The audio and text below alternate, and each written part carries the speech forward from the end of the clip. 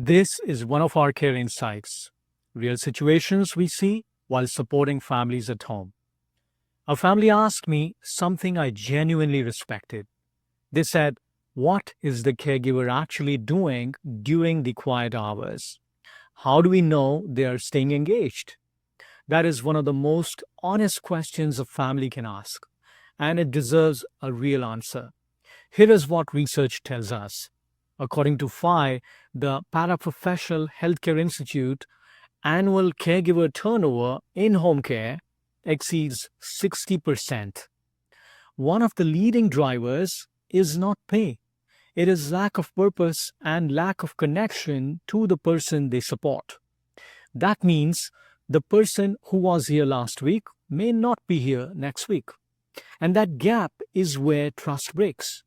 When a caregiver does not truly know who they are caring for, their history, their preferences, what brings them ease, they default to tasks, physical presence without genuine observation. And that gap is where risk lives. Because the most valuable thing a caregiver does in a quiet moment is not clean a kitchen or check a box. It is notice.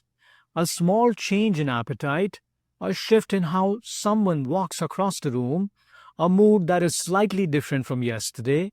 Research on relationship based, person centered care consistently shows us that caregivers who know their clients deeply identify changes early and communicate more reliably. Those early signs are often what prevent a crisis. We focus on this intentionally, not just availability, but fit.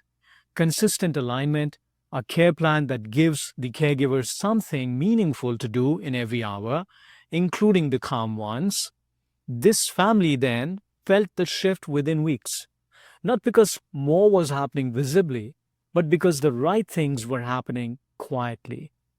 Presence and engagement are not the same thing. The best caregivers are always doing something even when it looks like nothing.